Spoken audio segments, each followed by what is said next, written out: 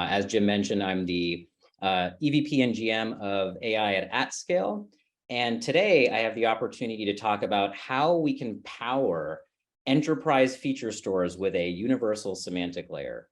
And having the opportunity to listen to the last few minutes of the panel discussion, this choice between Python and SQL, I'm hoping we can actually address some of that in this conversation. And effectively, the TLDR is you shouldn't have to choose, you should be allowed to do both. So with that, why don't we jump right into the conversation? So the first slide I like to use just for market context and awareness, it's probably a slide you've seen in some way, shape, or form. It often gets pitched as, competitive advantage, competitive differentiation comes from being up and to the right. And while I completely agree with that, I like to tell a slightly different story using the slide. And that's, I believe, mature technology companies have holistic views of their data, right? Whether it's from reporting to analytics, to advanced analytics, to machine learning and AI, it's all about better decision-making, which means, how do we tie, right, the data across an enterprise to business processes, business workflows, and applications. And the real question and the real opportunity comes to be, how do I leverage this data to address the existing as well as some of the new workloads we're starting to see as a result of all of the technological advancements we've seen in machine learning, AI, infrastructure, right, over the last 5 to 10 years. We've heard it throughout this conference, right? Batch processing, database, EDW, these are known concepts with structured data. We've heard more about online and real-time, right? Think about recommendation systems and recommenders and sort of the advance we've made, right, in that system of engagement and the types of SLAs that it demands. And with that is coming new data types as well, right? We have the structured data sets, the tabular data sets that we've known to come and love in machine learning and AI. And now we're starting to see more semi-structured as well as unstructured, text, as well as image and video. And then coming to how we actually run these systems, right? Am I running this on-prem, in a VPC, on bare metal, serverless? Am I running in the cloud, right? Am I running at the edge? Pulling all of this together and then figuring out from an enterprise standpoint, how do I maximize my efficiency within the operating constructs that I have? And those operating constructs are typically time, investment, and skill.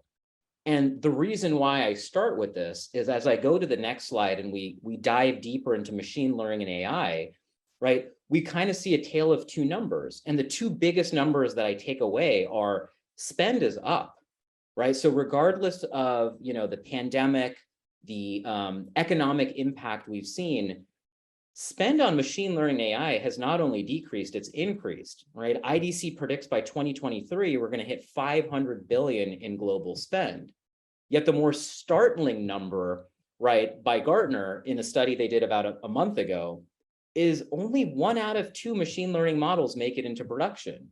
And even fewer AI projects realize value and see success, right? So this is a pretty big problem, right? So in this, advancement of technology, and like when you think about machine learning and AI, we think of the advancements in training machine learning models, via AutoML platforms. We see the improvement on deployment and inference and sort of the metadata that we can capture with ML ops, right? And even feature stores. And now the question we have to ask is, how do we ensure success, right? And how do we get impact, right? Where business decisions are happening with the investments we're making across the technology stack. And I feel that there's still 2 areas that are hindering ROI and scale out. They're still complex, and they meaning the ML, I'll say, environment and ecosystem, and there's still lack of business adoption.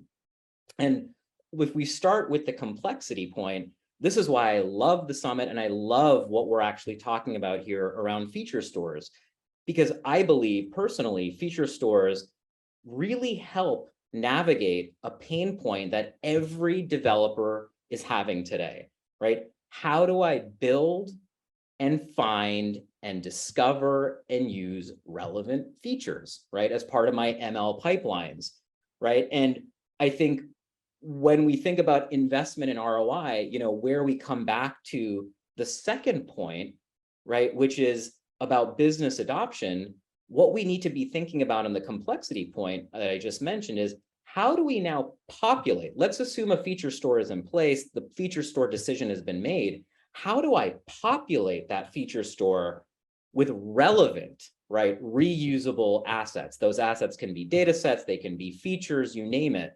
But is there a connection point to the business that can actually drive the adoption of a feature store and the reuse of these features? And now on the second point around business adoption and sort of how do we get more of the economic benefit and the realization of the investment, right? Whether it's a feature, whether it's a machine learning model making a prediction based off of features, right? Unless that output of the ML lifecycle, the training, the deployment pipelines, when we go back to that decision maker or the point at which a decision is being made, if that's happening, and most likely is happening outside of an ML tool, then that business user needs three things, right? They need that AI output to be relevant, meaning at that business moment, right? So think of underwriting, application processing, interest rates change overnight. I know it's not the best example, but the point being, if interest rates change overnight, how do I know that the machine learning model the very next day is consistently applying the right features to making the best decisions, right? Maybe I'm biased towards certain age groups, certain populations, right? All of these things need to be accountable. The second part is a business user needs consumable and consumer-friendly AI. So assuming this is happening outside of a ML environment, they need to be able to understand these artifacts in their existing tools, right? So that could be a BI tool, that could be Excel, Tableau, you name it, right? So how do we make this more consumable at that decision point by that decision maker? And then finally, how do we make this AI output more explainable in business terminology, right? So that becomes now the opportunity. And let's see if we can actually handle, right, both the complexity point as well as the business adoption point with a feature store. So that leads me to my next slide, which is let's rethink what a feature is. And I would assume most of the constituents in the summit and on this call understand features from a machine learning standpoint, right? We're all familiar with getting our data sets, building our training data sets, establishing our validation data sets, going through data prep and EDA, going through the feature engineering, feature selection process, right? Tuning, training, retraining, deploy, retrain, right? Depending on your SLAs and so forth. And sort of that life cycle that feature is going to go through. What if we started to think of a feature differently, right? We know that business analysts are often using tools of their choice. What if we started to think of a business metric as the input for a feature, right? Measures, dimensions, hierarchies, things that a business user is using and reporting against, almost every day, every week, right? These can translate to categoricals and numerical features on the data science side, but it's first recognizing that business vetted actual, right? The thing that's already being used in a BI tool, can that become consumable for a developer? And a great example of this is think about the number of data scientists who are building, I'll call it a forecasting model, right? That requires some time relevant measure or time relevant hierarchy, and they need to know fiscal year or calendar year, right? How the business defines a fiscal year and how a data scientist is training their model thinking of what a fiscal year is could be very different. Are they both using ISO? Are they using broadcast? Are they using 445? Are they using a different calendar variation, right? All of that is important because we know that the business users have already defined their calendar structure, right, from the metric store that they've built in their tools of choice. And now the question is, how do we build and share that consistent view with the developer who's in a different ecosystem, different pipelines, right, but wants that consistency? Because if they don't, right, and I've seen this in practice, they go build and train that machine learning model only to find that their time, their time relative measures are off, or their calendar year is off, which skews their predictions, right? So now the question is, if we accept and understand that the business is using various metrics and have these metric hubs, can we build a layer, right, that brings that metrics hub view together with how developers in the machine learning and AI world are commonly building features? Can they intersect, right? Knowing that they're in different pipelines, different tools, and different environments. And is there a way to manage this? So if we go to the next slide, this is sort of where this comes together with the concept of a semantic layer. And in case you're not familiar with a semantic layer, the way we've seen it defined in the industry is it's a logical view of your data, right, that sits between your data source. So think your database, your data warehouse, your lakehouse environment, and your consumption tools, right? So most commonly, the consumption tools are, your BI tools. And provided that the semantic layer can understand the dialects, right, which are varied, DAX, MDX, SQL, XML, as well as understand the underlying SQL of that warehouse, right, you can provide this, I would say, system of record, provided you can also add Python, right, as a connector within this consumption tool ecosystem. And what I would say a semantic layer provides are sort of three things. The first is a consistent view of the data, regardless of what's connected to it, right? So if I'm defining business metrics in a metric hub through my BI stack, right, I'm going to have a view, right, of these measures, these dimensions, and these hierarchies.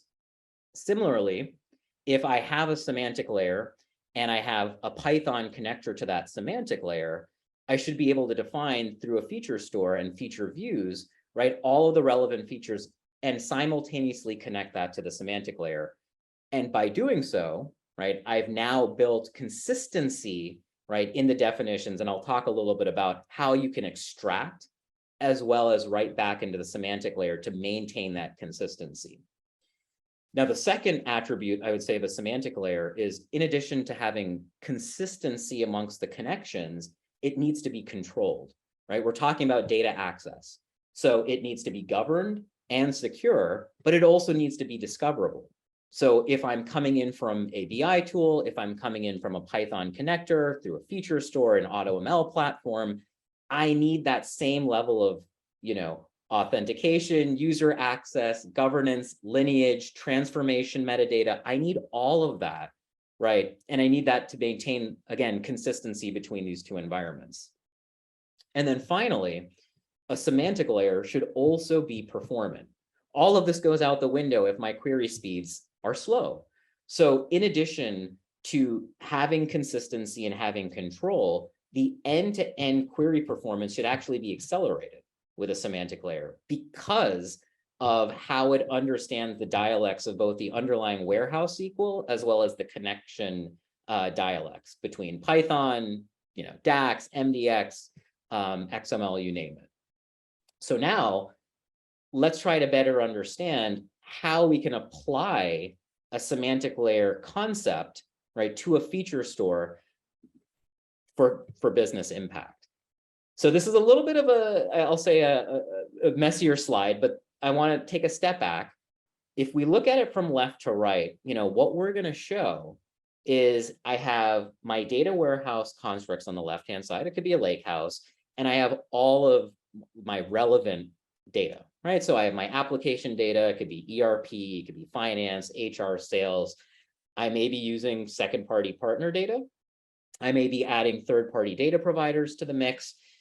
Now, the next logical step that I want to do is from these data, this data store, I want to semantically build a data model, right? So this is where we build conformed dimensions, conformed hierarchies, and conformed measures, right? This is that logical view that we're building off of the data without having to move it from the data warehouse or the underlying lakehouse environment.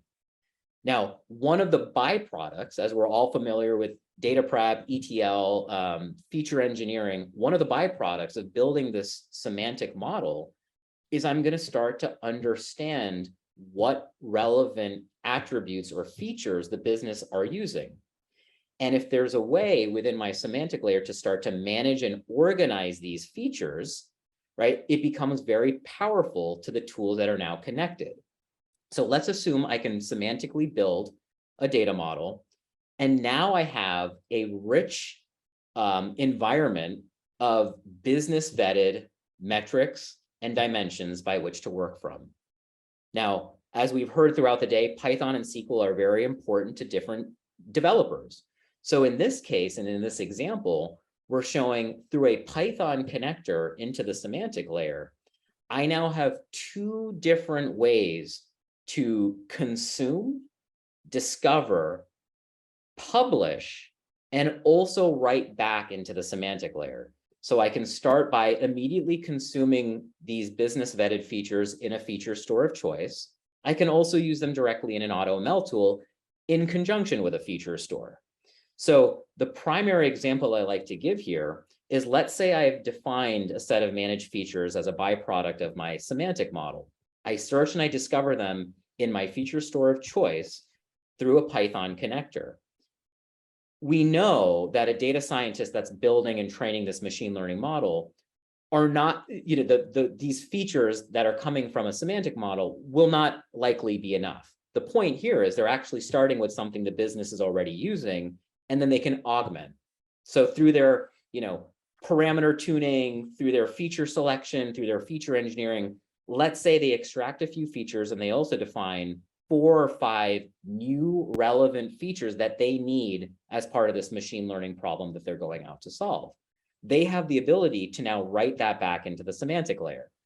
Now, doing so, again, immediately, provided you have the performance, right, becomes queryable in any of the connecting tools. It could be a feature store, right? So now I have the updated feature view of the most relevant features. It could be a BI tool, right? So now coming back to the business adoption, I can very quickly surface, right, relevant features that a machine learning engineer or a data scientist are using as part of their training and deployment pipelines that have been written back into a feature store in a semantic layer, and make that consumable, right, in a connected consumption tool of choice that an analyst is using.